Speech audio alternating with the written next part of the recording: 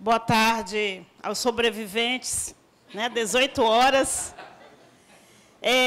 Eu quero cumprimentar essa mesa. Eu acho que hoje nós tivemos assim, uma aula maravilhosa, a partir da contribuição de cada um de vocês que estão aqui. Eu vou contar uma pequena história. Posso contar a história da minha vida? Não tem hora de acabar, tem não. Eu sempre tive assim, uma fascinação muito grande pelo povo indígena. Não era pequenininha, não, porque eu sempre fui pequenininha, né? Quando eu era um pouquinho mais novinha. Mas, em 2000, eu tive o prazer de ter um chefe, e esse chefe foi um dos grandes professores que me ensinou um pouco sobre educação em escola indígena. E, depois disso, eu nunca mais larguei, que foi o professor Cristóvão, lá na SEDUC, né? Bem ali no comecinho do Açaí. E aí eu ficava olhando de longe, porque ele me dava outras tarefas, né? E ele me dava as tarefas e eu voltava, e ele falava, Jô, você tem que fazer isso. Aí depois eu voltava de novo. E a partir dali de 2000, depois eu vim para cá em 2004, trabalhei um pouquinho no Açaí com alfabetização intercultural. Depois eu queria discutir mais com a organização do CEALIM, a necessidade de discutir um pouco mais da alfabetização intercultural, que eu senti falta aqui, né? Aprendi com Isaías a falar assim, né, Isaías? Eu queria ouvir um pouquinho ainda dos nossos sabedores. Tem um esclarecimento que eu gostaria de fazer, principalmente em relação à interpelação do cacique Firmino, né? E a interpelação do Isaías. Mas eu queria ouvir, aí, principalmente do seu Alberto. O seu Alberto, uma modéstia grande, né? Disse que não tinha nada, e eu acho que eu já me senti bem contemplada com o que o Kesley falou, que ele é um dos doutores Gavião, ele sabe disso, né? E eu queria ouvir, principalmente dele, do Isaías, do Pedro, né? Do Firmino. Acho que o Miguel poderia contribuir também um pouco com isso. Não sei se a Arirame, Marli, a Elizabeth, porque eu acho que até antes, Firmino, você deu assim, uma aula de História da Educação Escolar Indígena muito assim, interessante, né? Aí você começa lá da FUNAI, mas aí tem uma referência pedagógica para os povos indígenas que teve, a meu ver, teve um papel muito importante, que foi o Iamá. Eu queria que vocês falassem um pouco mais do Iamá. O Iamá, ele apostou no professor, quando a ideia que o governo tinha, ele não via um professor, o professor era o branco. O indígena era um monitor, um auxiliar. E o Iamá, ele não via o monitor, ele via o professor indígena. E aí eu acho que tem uma semente que eu acho que permitiu que a gente chegasse até aqui. Isso. Aí eu gostaria que vocês falassem um pouco, com certeza vocês têm o que falar em relação a isso. E aí, um pouco da resposta. O Firmino, né, o cacique Firmino, ele falou da importância, da necessidade da universidade pensar os projetos formativos, não só a licenciatura intercultural. Ótimo, tem a licenciatura, vai formar docente, tá bom. Tá, mas aí a gente quer o quê? A gente quer engenharia florestal, a gente quer na área de saúde, né, medicina, enfermagem. E aí, nessa direção, o Isaías falou também que é importante ter cursos na área de meio ambiente, que é importante ter cursos... Qual foi a outra área, Isaías?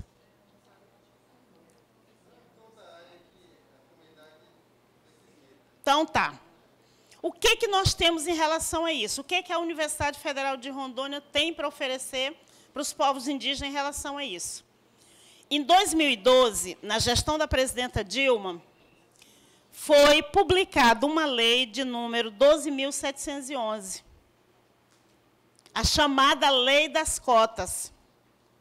Essa lei é de 2012, mas ela só passou a ser implantada aqui no estado de Rondônia a partir de 2015, por força de uma recomendação do Ministério Público Federal junto à Universidade Federal de Rondônia. Porque o que estava acontecendo? Essa lei, ela diz o seguinte: a universidade, com base nos dados do IBGE de 2010, ela tem que verificar qual o percentual de indígena que tem no Estado, e esse percentual tem que estar representado na universidade.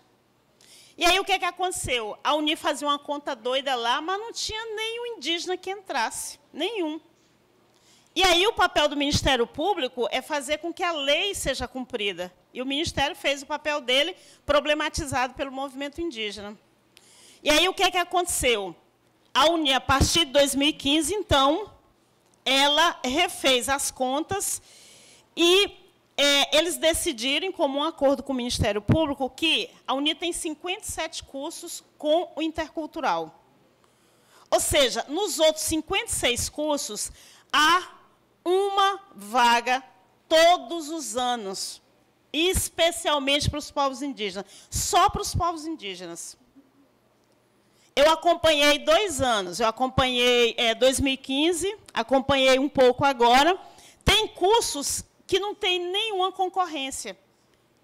Porque o que a gente precisa fazer? Se eu sei que tem uma vaga em cada um desses cursos, o que acontece? Eu tenho que incentivar a meninada que está concluindo o ensino médio, a partir também da negociação entre o que eles querem fazer, o que a comunidade está precisando, para eles se inscreverem no Enem no meio do ano.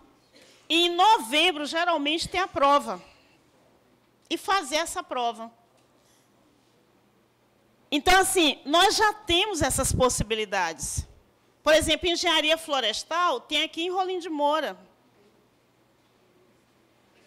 Então, assim, tem direito aqui em Cacoal, tem direito lá em Porto Velho, tem medicina em Porto Velho, nesses 56 cursos. Então, nós já temos, o que a gente precisa é se organizar e ocupar esses espaços que eu desconfio que estão sendo ocupados por outras pessoas, que não são indígenas. Tá? E aí, direito, a gente, essa lei, ela veio como resultado de uma luta muito grande. Então, assim, ela não veio de graça. O que a gente precisa é ver estratégias para monitorar esses espaços e ver quem está lá. O Elton hoje está em Porto Velho, e eu lamento muito ele não estar, eu senti falta do Elton aqui nessa mesa, e ele está justamente vendo essa discussão. Porque hoje, quando tem coisa boa para índio, todo mundo quer ser índio. Quando o índio está sendo escravizado, quando o índio está sofrendo preconceito, ninguém quer ser índio. Agora, quando tem coisa boa para índio, aí aparece muito parente. Então, assim, a gente precisa fazer uma avaliação crítica em relação a isso. Os direitos que a gente tem, como é que esses direitos estão. Por exemplo, eu acho muito bacana as lideranças estarem aqui e, na escola que eu aprendi, a escola a partir das práticas e do discurso do professor Cristóvão, eu aprendi que escola tem que ser escola de comunidade e de professor. A escola não pode ser só do professor. E a escola também não pode ser só da comunidade. A escola tem que estar os dois conversando. Quando eu organizo um calendário diferenciado, eu quero fazer um pacto ali com o pai e a mãe indígena. Eu quero dizer, eu, como professora, eu vou estar amanhã aqui na escola. Você pode mandar seu filho, que eu vou estar aqui esperando ele para trabalhar. Então, a escola, o pai e a mãe envia ali a criança para a escola, porque ele sabe que o professor está ali, que aquele dia é um dia letivo. Então, esse diálogo, ele nunca pode ficar muito longe, senão vai ter problema. E aí eu penso o seguinte, que é muito bom, eu acho que vocês, de várias formas e de vários jeitos, vocês falaram uma coisa que só reforça aquilo que a gente já acredita, que a Uni também não pode ser uma universidade de aluno indígena e de professor, sem a comunidade. Senão, não vale a pena. Senão, isso aqui é tudo menos uma licenciatura intercultural. E aí, da mesma forma como vocês nos cobram, nós também cobramos vocês. Ontem, nós colocamos para vocês um problema. O ano passado, vocês sabem, aqui a maior parte sabe muito bem que nós tivemos um problema sério. Entrou uma pessoa no curso dizendo que era indígena. Eu percebi que a maioria não, mas metade dos estudantes, eles não tinham assim, uma clareza em relação a isso, e eles falaram, não, por mim tudo bem. Não, não é tudo bem. Aquele prédio foi pedido em nome de índio.